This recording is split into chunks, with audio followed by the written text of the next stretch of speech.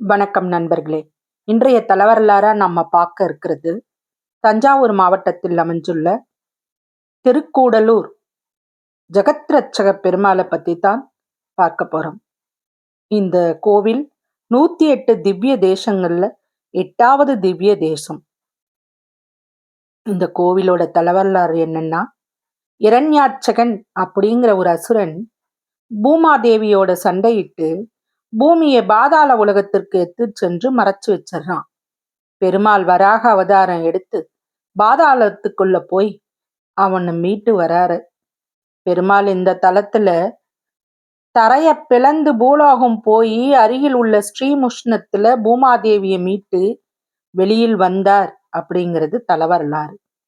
இதனை உணர்த்தும் விதமாத்தான் திருமங்கையாழ்வார் இந்த தலத்தை புகுந்தனூர் என்று சொல்லி மங்களாசாசனம் செய்துள்ளார். வையகத்தை காத்து மீட்டு வந்தவர் அப்படிங்கிறதுனால வையங்காத்த பெருமாள், ஜெகத்ரட்சக பெருமாள் அப்படின்னு அழைக்கப்படுறார். இந்த தலத்து பெருமாள் தன் கையில கிளம்புவதற்கு தயார் நிலையில இருக்கும் பிரயோக சக்கரத்தோட இருக்கிறார். அம்பரீஷன் அப்படிங்கிற மன்னர் தீவிர பக்தி கொண்டிருந்தார் பெருமாள் மேல. தன் படைகள் மீது அதிக கவனம் செலுத்தாம பக்தியிலேயே தலைச்சிட்டு இருந்தார். இதனால எதிரிகள் தன் நாட்டையும் இழந்துட்டார். ஆனாலும் கவலைப்படாத அம்பரீஷன் எப்போதும் மகாவிஷ்ணுவின் திருநாமத்தையே உச்சரிச்சுக்கிட்டு அவருக்கான விரதங்கள் இருக்கிறதுலே கவனமா இருந்தார். ஒரு சமயம் அவர் ஏகாதசி விரதம் இருந்தபோது துர்வாச மகரிஷி அவரை பார்க்கறதுக்கு வரார். விரதத்துல மூழ்கி இருந்த மன்னர் துர்வாசர் வந்ததை கவனிக்கவில்லை. அம்பரீஷன் தன்னை அவமதிப்பதாக எண்ணிய துர்வாசர் அவனை சபிக்கிறார். மகரிஷியின் கோபத்திற்கு ஆளான அம்பரீஷன் மனம் வருந்தி மகாவிஷ்ணுவை வேண்டார். தன் பக்தனை காப்பதற்காக மகாவிஷ்ணு துர்வாசர் மீது சக்கராயுதத்தை ஏவரார்.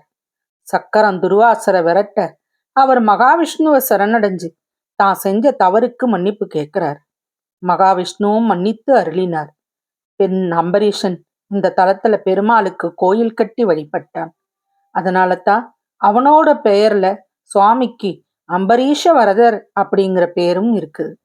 இங்கு வேண்டிக் கொள்ளுவர்களுக்கு பெருமாளின் சக்கரமே பாதுகாப்பாக இருந்து அவர்களை வழிநடத்தும் அப்படிங்கிறது நம்பிக்கை. நண்பர்களே, உலகில் உள்ள புண்ணிய நதிகளை நீராடினா பாவங்கள் நீங்கும் அப்படின்னு சொல்லுவாங்க. அந்த நதியெல்லாம் காவேரியில சேர்ந்து தங்கள் மீது சேர்ந்த பாவங்களை போக்கிக் கொள்ளும் அப்படிங்கிறது தான் ஐதீகம். இவ்வாறு மொத்த பாவங்களும் சேரப்பெற்ற காவேரி தன் பாவங்கள் தீர பிரம்மா கிட்ட போய் வழி கேட்கிறா. அவர் என்ன சொன்னார் தெரியுமா? பூலோகத்துல இந்த தலத்துல உள்ள பெருமாளை வழிபட உன்னோட பாவங்கள் நீங்கும் அப்படின்னு சொல்றார்.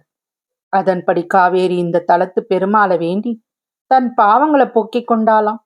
முன்னொரு காலத்துல இந்த கோயில் வளாகத்துல வசிச்ச கிளி ஒண்ணு அருகில் உள்ள நாவல் மரத்துல இருந்து ஒரு பழத்தை பறிச்சு வந்து அதனை பெருமாள் முன்னாடி வைத்து ஹரி ஹரி என்று சொல்லி அவரை வணங்கிட்டு செல்வதை வழக்கமா கொண்டுச்சான். ஒரு நாள் அந்த கிளி நாவல் பழம் பறிச்சுக்கிட்டு வந்த போது வேடன் ஒருவன் அதன் மீது அம்பை எய்கிறான். அம்பு தச்ச கிளி ஹரி ஹரி என்று சொல்லியபடியே தரையில விழுந்துதான். அருகில் சென்ற வேடன் கிளி பெருமாள் நாமத்தை சொல்லியதை கேட்டு பயந்து போய் ஓடிட்டானாம். அப்போது மகாவிஷ்ணு அக்கிளிக்கு காட்சி கொடுக்கிறார். அதன்கிட்ட, நீ முற்பிறவியில கற்றறிந்த கல்வியால செருக்குடன் இருந்தாய். எனவே கிளியாக சாபம் பெற்ற நீ இப்பிறவியில் என் திருநாமத்தை மட்டும் உச்சரிக்கும் பணியை செஞ்ச அப்படின்னு சொல்லி உனக்கு சாப விமோச்சனம் கொடுக்கிறேன்ட்டு கொடுத்தாராம். எனவே இங்க வழிபடுறவங்களோட பாவங்களை நீக்கி மோட்சம் கிடைக்கும் அப்படிங்கிறது இந்த கோயிலோட நம்பிக்கை. கருவறைக்கு பின்புறத்துல சுவாமிக்கு இடதுபுறத்துல தலவிருச்சமான பலாமரம் இருக்கிறது. இந்த மரத்துல இயற்கையாகவே சங்கு வடிவம் தோன்றி இருக்கிறது. பெருமாளோட சக்கரம் துர்வாசரை விரட்டி சென்ற போது இங்கு சங்கு பிரதானமா இருந்ததாம். இதனை உணர்த்தும் விதமாக இந்த மரத்துல சங்கு வடிவம் இருக்குது. பிரயோக சக்கரம் சுயம்புவாக வெளிப்பட்ட சங்கு இவ்விரண்டையும் இங்கு தரிசிப்பது மிகவும் அரிய பலன்களை தரக்கூடியது. நவகிரக தலங்கள்ல கேது தலமாக இங்க பௌர்ணமியில 108 தாமரை மலர்களோட ஸ்ரீசூக்த ஹோமம் அப்படிங்கிறது நடக்குது. பெருமாள் இந்த தலத்துல வராக அவதாரம் எடுத்து உட்சென்றவர் அப்படிங்கிறதுனால கருவறையில சுவாமியின் திருப்பாதங்களுக்கு மத்தியில இருக்கும் இடமே உலகின் மையப்பகுதி அப்படிங்கிறாங்க.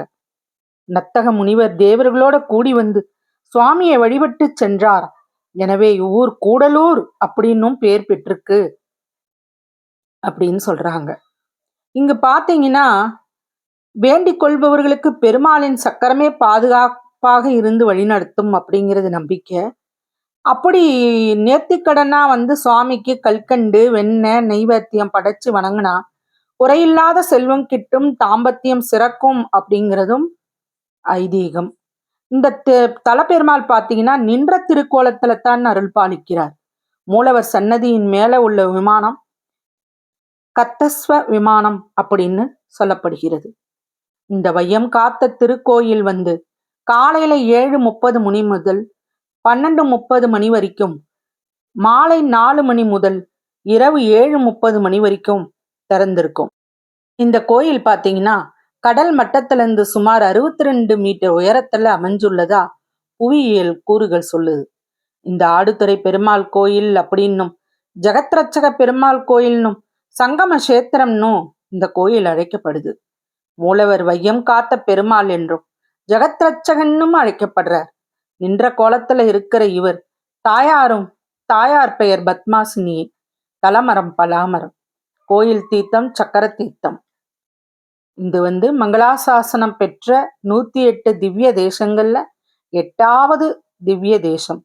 இந்த கோயில்ல வரதராஜ பெருமாள், ஆண்டாள் மற்றும் ஆழ்வார்களுக்குன்னு தனி சன்னதிகள் இருக்குது. ராஜகோபுரம் 5 நிலைகளை கொண்டது. கோயிலுக்குள்ள ஒரு மண்டப தூண்கள்ல ராணி மங்கம்மா மற்றும் அவரது அமைச்சர்களோட உருவங்கள் செதுக்கப்பட்டுள்ளது. இது சோழர் காலத்து கோயில். இது தஞ்சாவூர்ல பேருந்துல இருந்து திருவையாறு போய் அங்கிருந்து கும்பகோணம் செல்லும் பேருந்துல 7 மைல் தூரம் போய் இந்த ஊரை அடையலாம். அப்பேற்பட்ட பெருமை வாய்ந்த இந்த கோவிலையும் எம் பெருமானையும் தரிசிச்சு பலன் பெறுமாறு பக்தர்களை அன்போட கேட்டுக்கொள்றேன். வர முடியாதவங்க அவரை நினைச்சாலே போதும், என் பெருமான் எங்க இருந்தாலும் பக்தர்களுக்கு அருள் பாலிப்பார். ஓம் நமோ நாராயணான்னு சொல்லுங்க, எல்லாமே போயிடும், எல்லா பாவமும் போயிடும், நல்லதே நடக்கும். ஓம் நமோ நாராயணா. அப்படியே வசியின் வாசிப்புகளை சப்ஸ்கிரைப் பண்ணுங்க. இந்த மாதிரி ஒவ்வொரு தல வரலாறை பற்றியும் தெரிஞ்சுக்கணும்னா வெள்ளிக்கிழமை வரையும் காத்துருங்க. உங்க நண்பர்களுக்கெல்லாம் ஷேர் பண்ணுங்க, லைக் பண்ணுங்க. இந்த கோவிலுக்கு எத்தனை பேர் போயிட்டு வந்திருக்கீங்க? இதுக்கும் மேலும் தகவல் தெரிந்தா அதை நானும் தெரிஞ்சு கொள்றேன். எனக்கும் கமெண்ட்ல பதில் சொல்லுங்க. நன்றி.